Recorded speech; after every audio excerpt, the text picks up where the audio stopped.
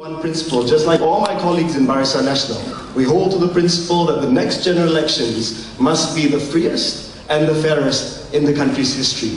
We hold to the principle that the winner of the next general election must win with honor and the loser must lose with dignity. That means a fair and level playing field, a fair election.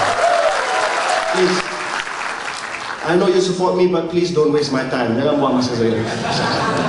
Ladies and gentlemen, I would put it to you, unlike Dato' Ambiga, that out of 8 of the demands, original demands of Bersih 2.0, 7 of them have been met or are being addressed following from the PSC recommendations. Electoral roll is being cleaned up, reform of postal voting is taking place, the use of indelible ink has been agreed upon. The only thing is minimum campaign period. We put 10 days and not 21 days. Free and fair access to the media. I can tell you tonight, Dato' Ambiga, as the Barisan Nasional Member of Parliament and as Ketua Pemuda, the Chief of UMNO Youth and Barisan Nasional Youth, I support all parties have the same amount of time on all national media, RTM, TV3, mainstream media, to tell the rakyat their policy platform and also their manifesto. Let's be fair about that.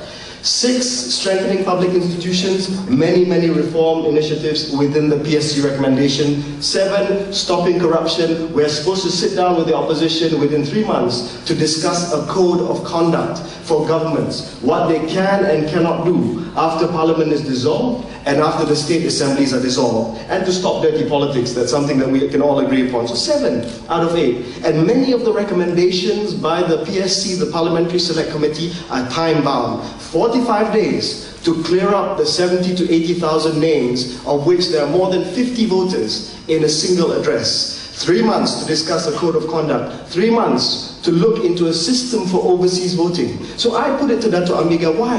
Why are you preempting these reforms and taking it out on the street yet again? Don't get me wrong. I respect your right to go out on the street. That is a freedom that I will defend for you.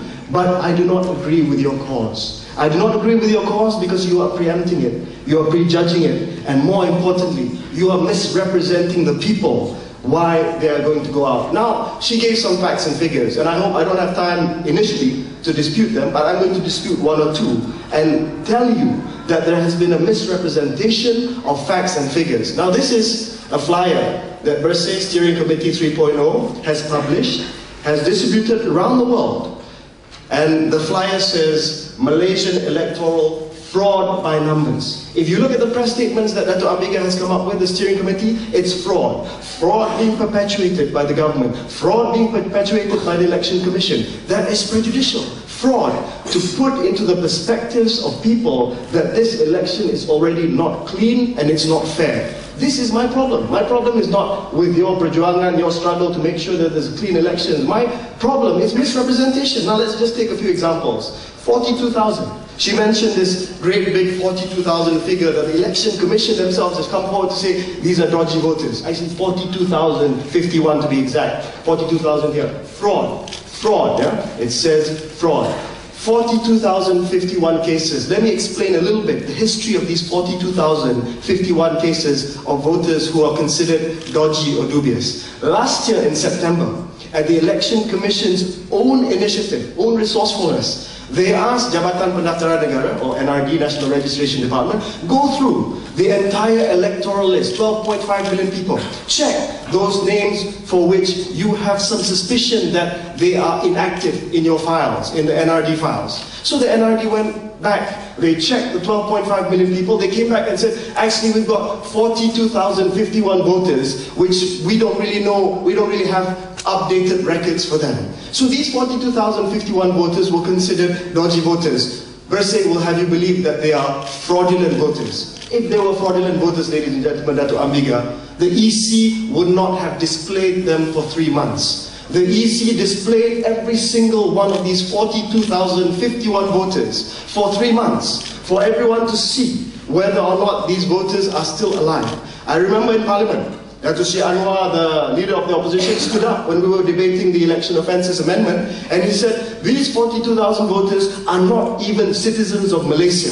That is the spin that they'll have you believe. They are not even citizens of Malaysia. So I checked.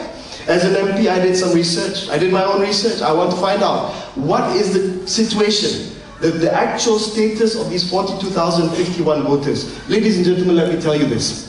42,051 voters listed by the NRD and the Election Commission as voters who have suspect history and status in the NRD list. Now, Dato' Ambiga said it's fraudulent voters. She said the EC must use its power under section 25(2)(g) of the Election Regulations 2002.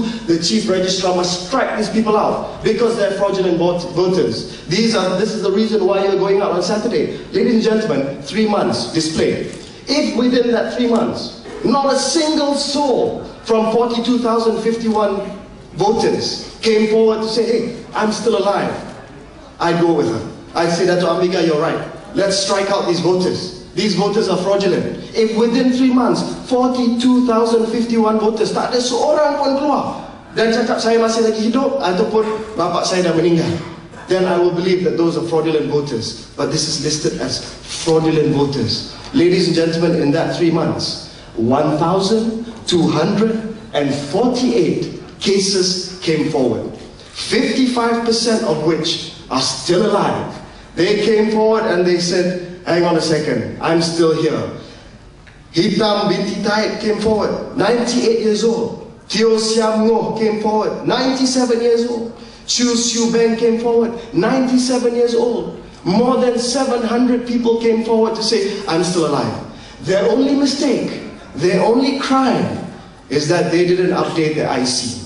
You see the JPN, the NRD, if you do not update your IC, if you do not change your IC from the old blue one with the cap jari, Persekutuan Tanah-Tanah Melayu, or even if you didn't change it from the one after that, the 12-digit, the one that's laminated, you are considered inactive in their files. These people, their only crime was they didn't update their IC.